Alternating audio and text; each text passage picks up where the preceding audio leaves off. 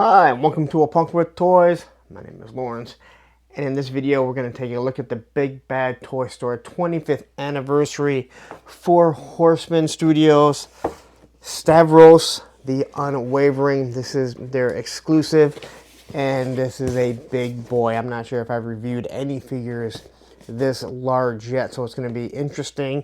I'm not sure what the articulation is going to be like. It might not even take that long to go over, but it's going to be hard to get in the frame. So anyway, there we go. You can see, you can look at this guy. He's got some soft goods. I know he has some weapons. And he's not part of, it doesn't look like he's part of Mythic Legions, Cosmic Legions. He's just a one-off. So there you go. You can kind of look at it here. There's the little story about the Four Horsemen working with Big Bad Toy Store, BBTS. And then there on the back, you can kind of see him holding his sword with some fire in the back, like he's in some sort of realm. Who knows where he is. But anyway, I'm anxious to get this thing open. He is a big, bulky, heavy boy. So anyway, let's get to this, because you don't really want to look at this. You're like, man, you've been doing so much Four Horsemen stuff. I haven't, but I appreciate people that are watching anyway. So please take a second, hit that like button, hit that subscribe button, hit that bell notification if you like when I drop some Four Horsemen stuff. Alright, so I got the figure out, and I always like to start with the accessories and things that he comes. So the first thing that we'll do is we'll take a look at his hand. So you can see the nice scales on his hands. He only has 3 fingers, not 5. Definitely not 6 like some G.I. Joe artwork. And you can see those scales. They look really nice. It looks like his fingernails are maybe painted black. So they just kind of offset it. Give you that little bit of depth there. Alright, and they're going to kind of go in and out. And then obviously we have a second one here. Got your right and your left hand. Technically this is the right one. But again, scales on it. Everything looks nice. Alright. Now I have these 2 pieces. Now I'm assuming that this is, like I said, we're going to learn together. That is, if we decide to take these pauldrons off, and you were to take off the actual suit that he's wearing, because it's all cloth, this is what can plug into that rather than have the pauldrons on there. I am not sure, because I haven't been able to pull that off. And we dropped one. So there we go. You can see how they look. It just kind of plugs in. There's no mushroom or anything on it. So this is something that's going to push straight in. But you look at those scales, that detail there. It does look extremely nice. There's no doubt about that. Okay, but it doesn't look like there's any paint on it. But just the way it's sculpted in there with all the little detail and the scales, it gives you that little bit of a depth feel. Alright, then we're going to take a look at his tail. Now, I was looking at this before, and I was trying to figure it out. It looks like this is going to go up underneath him and actually wrap around his leg. So it'd wrap around his leg and then just kind of hang out the back. I guess we're going to find that out really soon. So, again, scales kind of running through here. I don't see any different colors, but you can see the different texture on it, the design on it. It does move back and forth.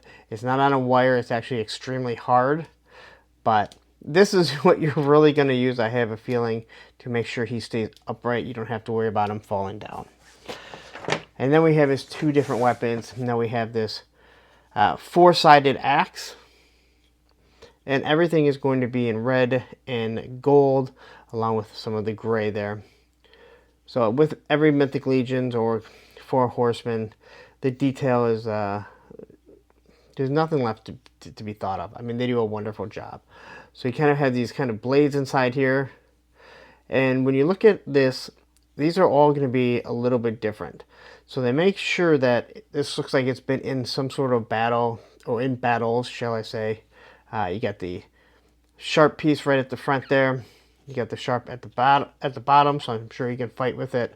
And this all came as one piece, but it clearly can be taken off, as it's probably been reused for other things. That is one of the things that Mythic Legions does probably better than anyone.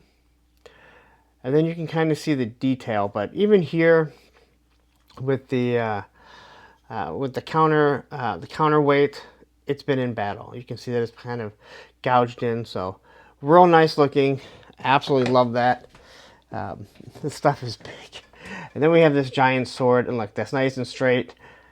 Not going to be a lot of flex. You're not going to want to give this to kid, but then again, this is an $80 toy. I don't think you're going to want to do that anyway. So it is sharp, but when you look at this here, you can see all the battle damage on it, but you can see that wonderful gold painted right in between it. You can see how it's kind of cracked here or chinked up. All this is all chinked up, so you know this thing has. This side's even worse. So this guy's been fighting in a lot of fights for quite some time. We can see his dragon head, or a dragon head, might not be his, and here are the wings. So this is kind of your guard, or his guard, shall I say. All right, and then on the bottom, it kind of looks like it's like a dragon horns. And then you got the nice grip right there. And even through it, you can kind of tell that it looks like it's supposed to be like a leather strap.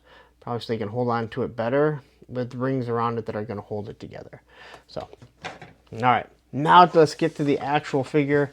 Now, you can see he actually has soft goods. And then he has the belt here. So we're going to take a look at this face sculpt. We'll get to the articulation. And I noticed this the other day when I was looking at this figure, when they said it was about ready to ship. If you look at it, it really does have the same shape as the $550 dragon that they are about to close on. I believe tomorrow is the final day if you're watching this on, Saturday the 5th of April. So what you have here is it looks extremely like the dragon. This is much smaller than the dragon, and that's why the dragon costs so much more. But you got the nice blue under the eyes. You got the nice red eye, and then you have this kind of like a turquoise. You can see all that detail in it. You can see I'm kind of moving the head to begin with, right? So it's got the horns that are kind of just peeking out there, these scales. You got the teeth that are poking out, and yes, it is on an articulated jaw. And if you want to look inside there, look at that. They put all the detail all the way going back right up to the that little piece that hangs from the top of your mouth. I believe that's your tonsils, if I am correct. So I'm assuming he hasn't had his removed. But you can see the tongue in here, and it is painted differently. So you want to make him yelling, he can be yelling.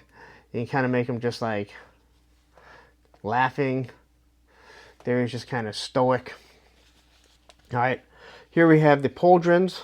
And as you can see, they paint everything. So right here, we got some nice little paint on it for the buckles that are kind of holding it together. I'm not really sure where those buckles are supposed to be going.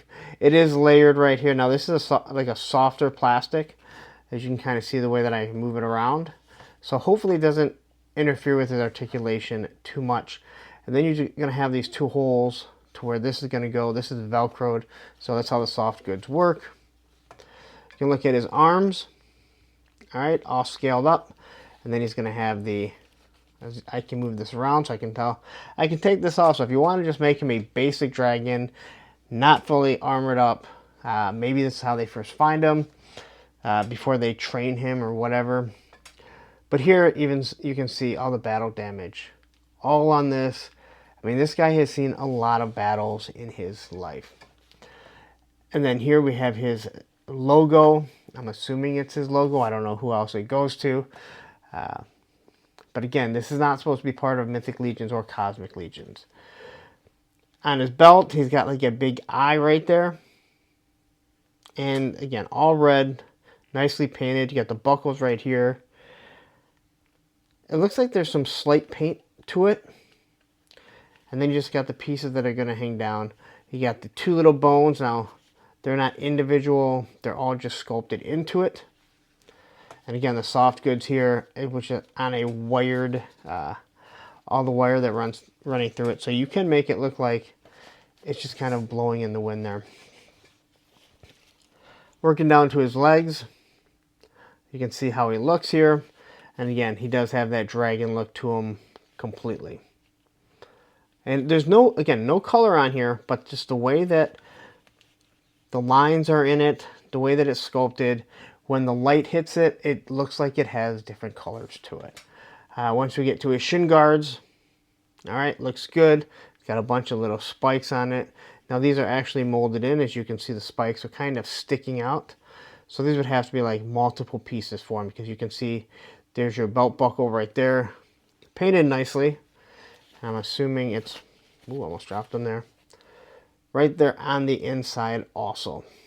All right. Now, as for his articulation, we kind of showed you the jaw already, or I showed you the jaw. That's as far as he can look up. He can kind of look down. He can look side to side and kind of just tilt his head just a little bit. I really don't know what the articulation is on this, so I'm a little worried. So there's his arms. He's very tight. A very tight figure, so I'm trying to be very careful. So there's his T-pose. He swivels there at the shoulder. Not a bicep swivel, but he swivels at the shoulder. That is his articulation, almost 90 degree. It is not double pinless. It is just a single joint right there. And then you're going to have his wrist that can kind of go in and out. Now these hands here, which are scaled and look the same as the other ones, but these ones are meant to hold the axe or the sword, all right? Now it is actually pretty cold here. Oh, he also has a swivel at the wrist too. All right. Man. So it looks like he does have I can feel right up here, he does have a little bit of a waist. The diaphragm cut, not very much. He can turn side to side, and especially with the soft goods on, he can only do so much. There's his Jean-Claude Van Damme. He can kick straight up without a problem.